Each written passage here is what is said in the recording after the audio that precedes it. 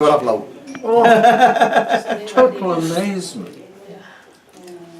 Okay, so actually about Amritanamai. Okay, there are two types of beings. One is a Siddha Purusha, and other is Avatara Purusha. Okay, Amritanamai is Avatara Purusha, not Siddha Purusha. Yeah.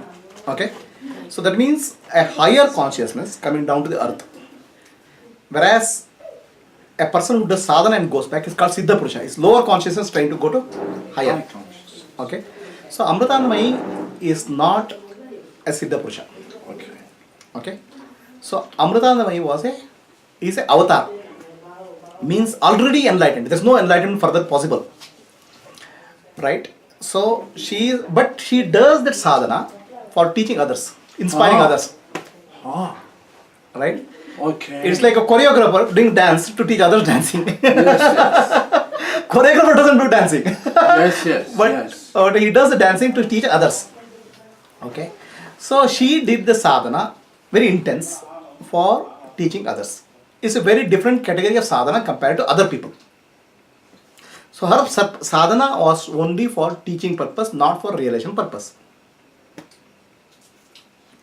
Okay, Okay. and that is true for Ramakrishna Paramahamsa also. He was also Avatar. Okay, so now Ramakrishna Paramahamsa did sadhana in all the forms, which is extreme. Okay, he did in Bhakti, he did in Christianity, he did in Islam, he did Tantra, 64 types of Tantric. Okay, his purpose was to purify all the sadhanas. People had gone to misconceptions. He said, okay, remove the misconception, there is truth in this, that's the purpose. So he cleared all the paths of sadhana, Ramakrishna Paramahamsa. Variety of sadhanas which nobody can do, no human being can do. And the purpose is not for his realization, even though he showed it to a relation, it's more of an avatar. It's an incarnation. Amritanamai is an incarnation, not a human being trying to reach the higher consciousness.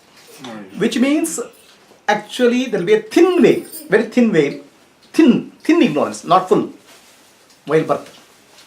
Okay. So now what happens is when you do sadhana, okay, her sadhana was devotion, bhakti. Understand? Intense devotion. And intense devotion purifies the heart, purifies the whole body complexion. Okay, devotion only can purify everything system. That's why I told you about the Tiruvallar, that saint, right? The Vallalar. It's love, compassion. Compassion purified his body, burnt every cell of his body. He became body of light. So the compassion, love is the bhakti, the devotion sadhana. It's Amritanamai. Now, as you do this thing, this intense purification takes place. Love for God. That's chitta becomes purified. Chitta shuddhi. Yoga chitta vrati nirodha. That's suppression. Okay, but chitta itself is purified. What nirodha? So then you establish yourself as the witness, sakshi. Yes. Okay, as a sakshi of the body, mind, intellect, and this thing. Now, as a sakshi, you are free from identification.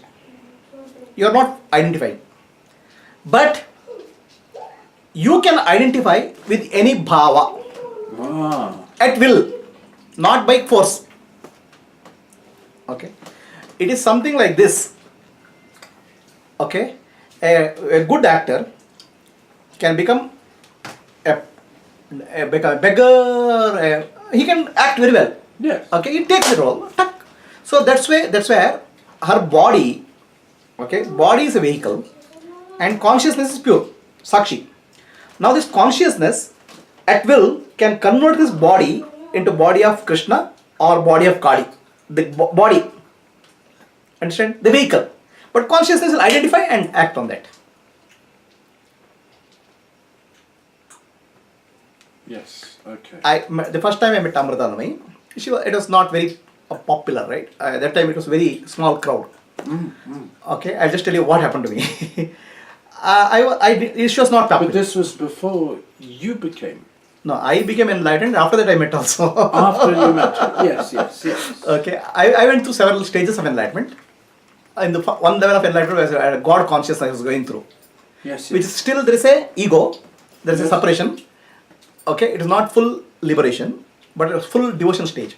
Yes, yes, yes. So I was going through one of these bus near Jayanagar area, and I had to change bus at 6:30 in the night evening, and next bus was at 7 o'clock. So then I saw a small notice board saying bhajan from Amma. Oh, very nice. I love that bhajan, and I walked in. At that time, she was sitting in the stage, white sari. Krishna, Krishna, Krishna, she said. Suddenly for me, everything became Krishna. Everything appeared blue, blue, blue, blue, blue. I just sat and I was crying. Okay, including her, everything appeared Krishna. The wall, everything is, nobody other than Krishna is there. Then she changed this thing. Om Shakti, that's Kali. Suddenly the entire hall became black. Everything, okay, I was, the whole thing became black for me. Everything like Kali, the time principle. So like this went on. And Kali means time, Kala, time. Good. Kala means time, right? Time you cannot see. Yeah, that's why Kali is dark. So suddenly, every time she changed the bhajan, my consciousness was also shifting, like in tune. And by the time I saw my watch, it was at 11:30 in the night. 7 o'clock I came inside. 6:30. 6:30 I came in, and my wife is at home. Okay, there was no mobile phone to communicate at 11:30 in the night. It was so wonderful. So I started crying. It was just tears were rolling, and I was that everything is like changing the music tone. The moment you change Krishna, I experience Krishna. Kali.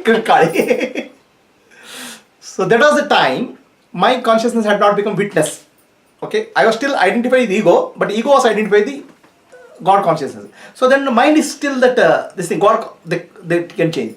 But if you fully become witness, you can't easily become that get involved in that.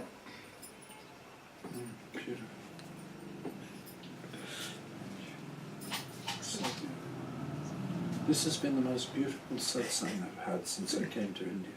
Thank you. Just wonderful. Really. Thank you. When did you come to India? Long back?